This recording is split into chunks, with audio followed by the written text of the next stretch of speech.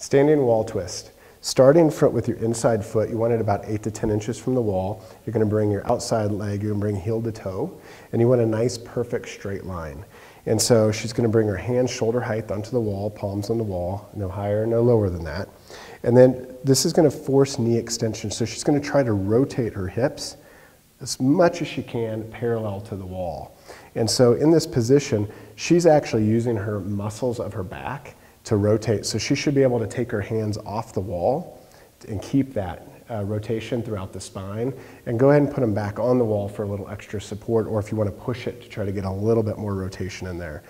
So this is going to force extension into the knees and into the legs. You're going to really get some deep stretch on some of the smaller muscles around the hip joint, and then we're still promoting big rotation throughout the spine, especially up into the thoracic spine. So we have a nice rotation pattern going on here.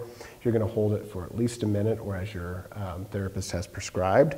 Then she's going to reverse it. She's going to face me, coming out of that, and then face the other way. Do the same thing, 8 to 10 inches from the wall, heel to toe, rotating, using your muscles to rotate, hands shoulder height, really forcing those knees out into extension. And if this really hurts your ankle or knee, you can modify it. Your therapist will modify it to where you don't push it so hard. For some people who have some arthritis in the knee and their knees kind of stuck in flexion, even though we want to promote that extension, you might have to ease into it, or the tighter that hip socket is and those ligaments and muscles around the hip, we might have to ease into it a little bit too.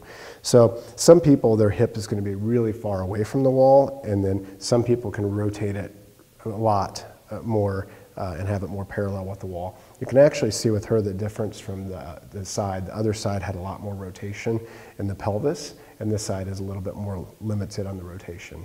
So this could be coming from her hip or her knee. And so she's going to want to hold as prescribed by her therapist, and this is standing wall twist.